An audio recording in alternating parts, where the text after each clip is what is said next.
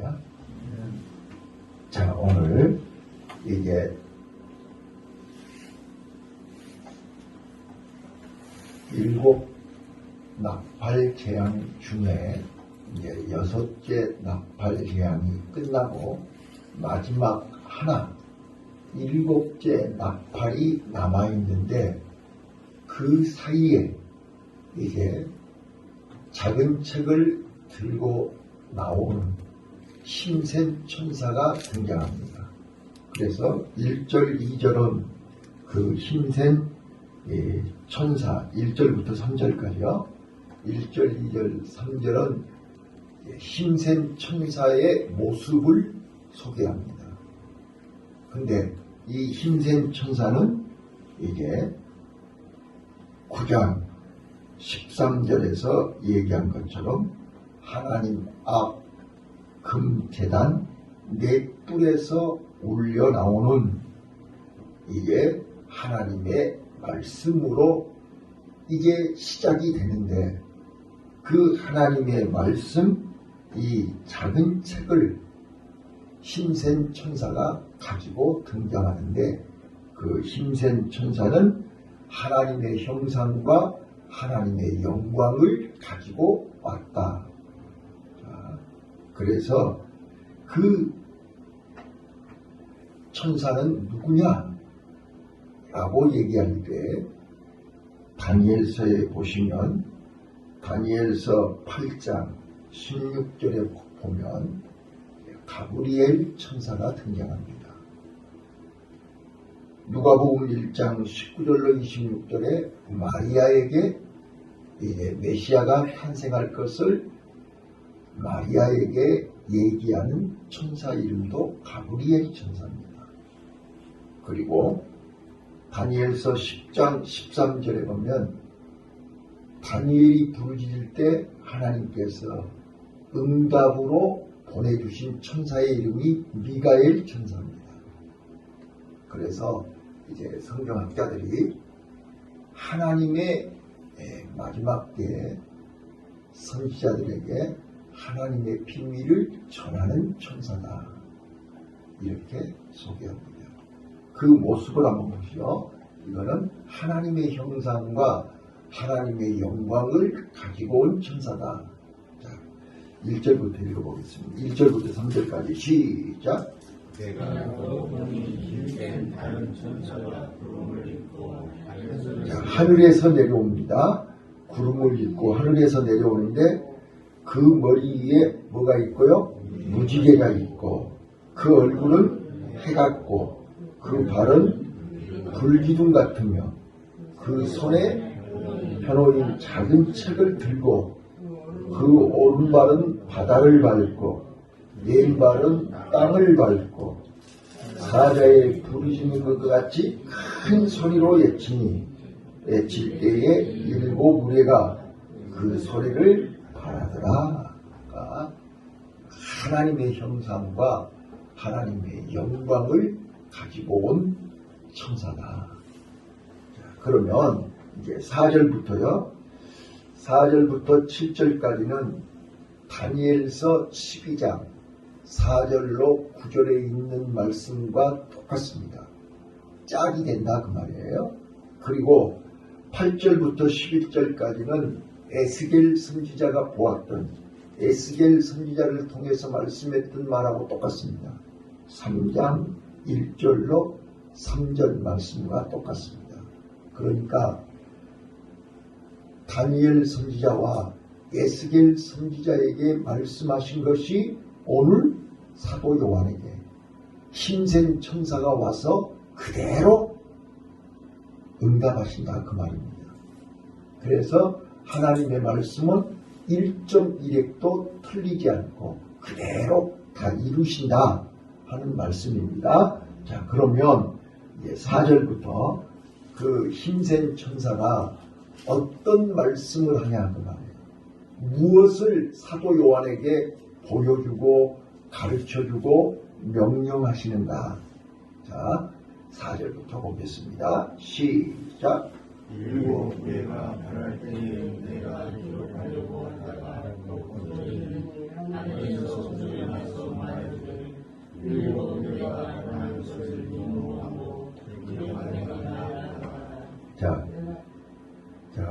이게 다니엘서에서는 임봉하라 그랬죠.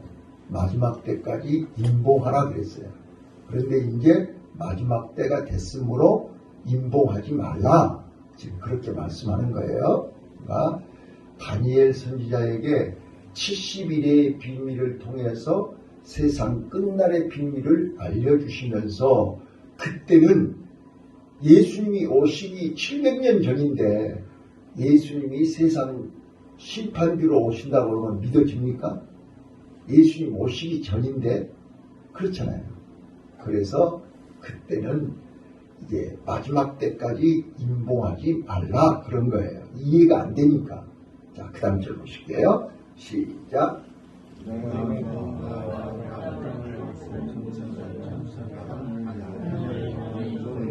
6절.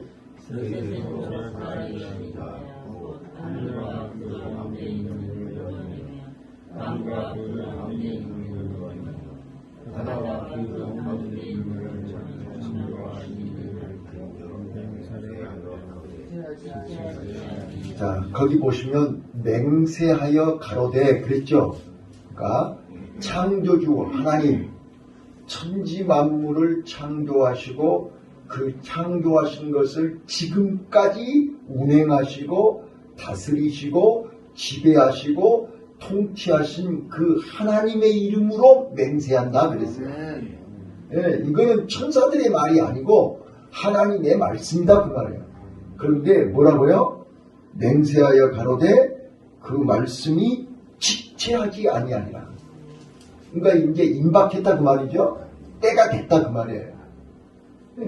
다니엘 선지자에게는 마지막 때까지 기다리라 그랬거든요. 그런데 이제 마지막 때가 돼서 지체하지 아니하리라. 때가 됐다 그 말이에요. 자, 그 다음 7절 보실게요. 7절 시작.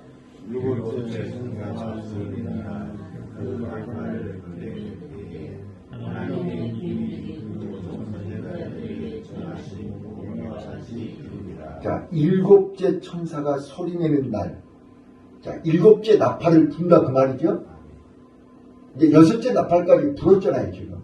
마지막 하나, 일곱째 나팔이 남아있는데 그 일곱째 나팔을 불게 될 때에 하나님의 비밀이 그 종 선지자들에게 전하신 복음과 같이 이루리라. 예. 자, 그러니까 지금까지 많은 선지자들, 이사야 선지자, 다니엘 선지자, 에레미야 선지자, 많은 또 소선지자 12명 있죠. 모든 선지자들을 통해서 말씀하신, 그리고 예수님이 오셔서 직접 말씀하신 복음, 이 복음이 다 그대로 말씀대로 이루어진다. 예, 지금까지도 여섯 나팔 불 동안 예수님이 마태복음 24장에서 세상 끝날의 비밀 말씀하신 것이 그대로 다 이루어졌죠. 다 이루어졌어요. 그래서 마지막 일곱 나팔을 불게 될 때에 하나님의 비밀이 그 종 선지자들에게 전하신 복음과 같이 이루어진다. 저는 어제 장례식장에 다녀오면서 차 속에서 얘기했잖아요. 우리는 한치 앞을 몰라요. 한치 앞을 몰라요.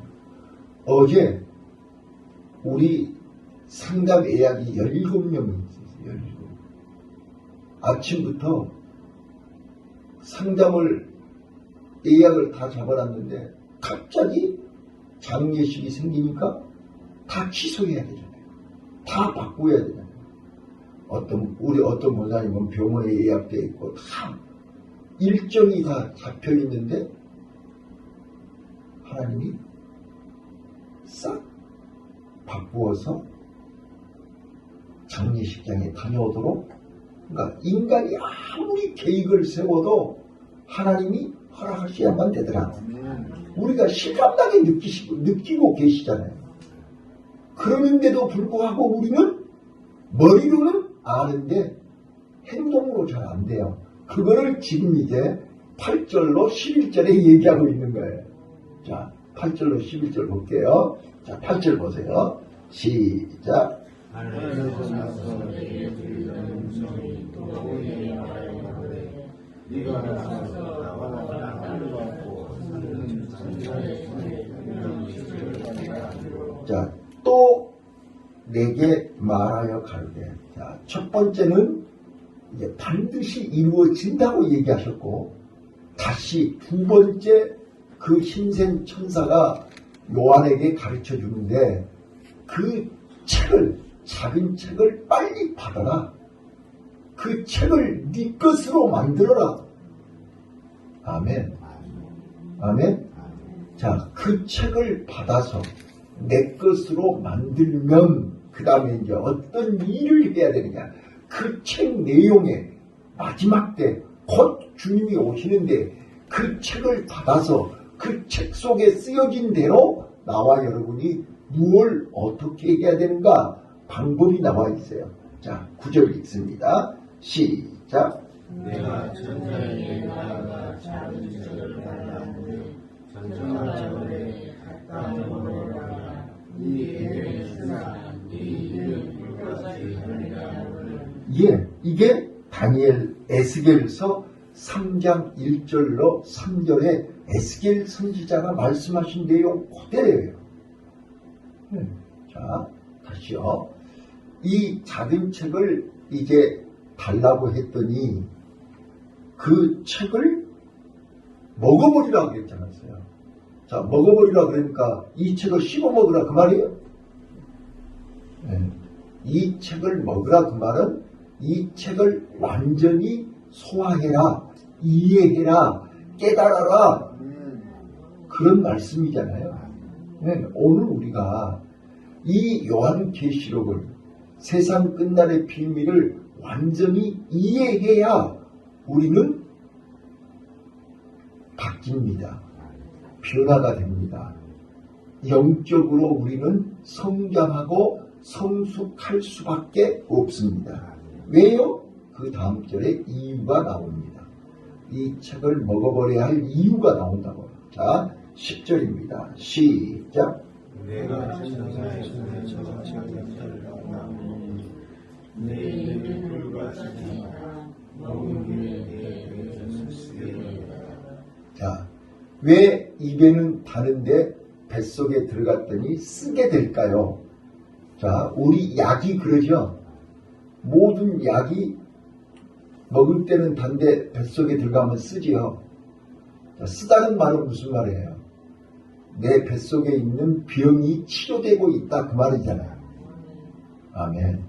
자, 오늘 나와 여러분이 이 작은 책이 뭐예요? 나를 살리는 양약입니다. 나를 변화시키는, 병든 나를 고치는 양약입니다. 그래서 내가 찬송을 항상 제가 설교 시작하기 전에 찬송 한 곡 부르잖아요. 그 찬송은 설교 내용하고 연관이 있어서 부르는 찬송입니다. 그래서 제가 찬송을 주여 나의 병든 몸을 지금 고쳐 주소서 이 찬송을 부르려고 했어요. 근데 이 작은 책을 먹음으로 말미암아 내 뱃속에서 쓰게 되더라. 그 말이 무슨 뜻이냐면요. 이 세상 끝날의 비밀을 알고 났더니 내가 지금까지 잘못 알고 온 것, 잘못 산 것, 잘못했던 것들이 다 치료가 되기 시작하는 거예요.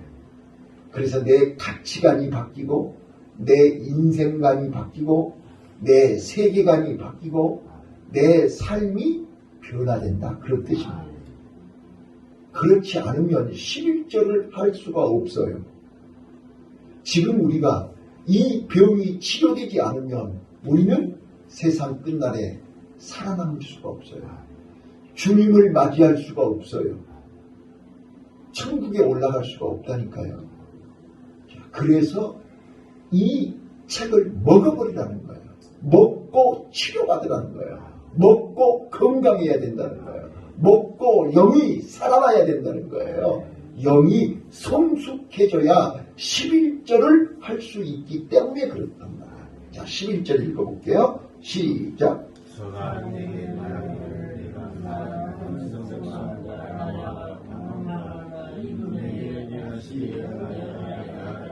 예. 자, 우리는 지금까지 알면서도 내 부모, 내 형제, 내 자녀, 내 친구에게 이 말을 한마디도 못했어요. 그러니까 병든 거죠. 그러니까 쓸 수가 없는 거죠. 이게 그 다음 절에, 다음 장에, 11장에 두 증인이 등장한다니까요. 이 두 증인이 뭐예요? 바로 이 애언을, 이 말씀을 전하다가 순교할 사람들이란 말이에요. 하나님은 지금 나와 여러분을 이 마지막 때에 두 증인으로 이 복음을 전하다가 순교할 수 있는 일꾼으로 우리를 찾고 계시고 부르고 계시고 우리를 연단하고 계시고 훈련하고 계심을 믿으시기를 바라요.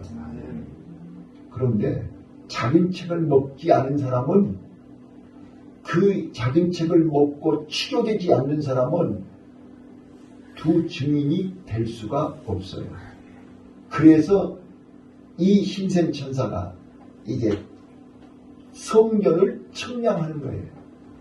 어떤 사람이 치료된 사람이냐, 어떤 사람이 순교할 수 있도록 준비된 사람이냐, 어떤 사람이 이 작은 책을 완전히 먹고 소화가 된 사람이냐 청량한다니까요. 그래서 에레미야 선지자는요, 예루살렘 거리에 호롱불을 들고 불을 들고 사람을 찾습니다. 사람을 찾습니다.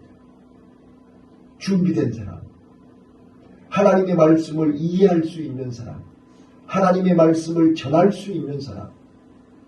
근데 누구에게요? 거기 보세요. 네 단어가 나오는데 똑같은 말이에요. 네 단어를 한번 봐보세요. 네가 많은 백성과 나라와 방언과 임금에게, 네 단어가 나오죠. 이 네 단어가 뭐예요? 똑같이 3분의 2 살아있는 사람들에게, 그렇죠? 모든 사람에게, 전 세계 3분의 2 살아있는 모든 사람에게 마지막으로 회개할 기회를 주어라. 그 듣고 안 듣고는 그 사람들 자유예요. 믿고 안 믿고는 그 사람들 자유예요. 자, 오늘도 마찬가지잖아요. 지금 이 새벽에 나오고 안 나오고는 여러분 자유예요. 듣고 안 듣고도 여러분 자유예요. 이 말씀을 반드시 이루리라. 네. 때가 됐으니 반드시 이루리라. 선지자들에게 전해줬던, 시대마다 선지자들에게 말했던 이 복음이 이제 때가 됐으니 반드시 이루리라.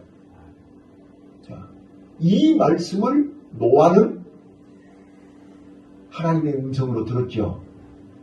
그래서 방주를 만들었단 말이에요. 힘들어도요, 어려워도요, 사람들이 손가락질하고 노아야 이 미친놈아, 너 지금 그 말한 지가 몇 년 된지 알아? 몇 년 차 하고 있는지 알아? 100년 차 하고 있어. 100년 차. 그런데 100년 동안 들어도 우리 말로 개무시하고 농담으로 여기고 안 들었잖아요. 비웃고 손가락질만 했잖아요. 누구 하나 방주 짓는데 도와주는 사람 없었잖아요. 그러나 노아는 그럼에도 불구하고, 그러나 노아의 영성이 뭐라 그랬어요? 그러나의 영성이었어요.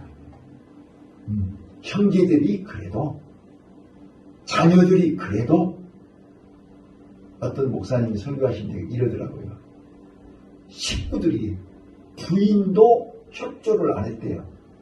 그래서 방주 맺는데 부인 이름이 없대요. 협조한 사람들 이름이 다 나오는데 노아의 세 아들도 자부들도 이름이 없대요.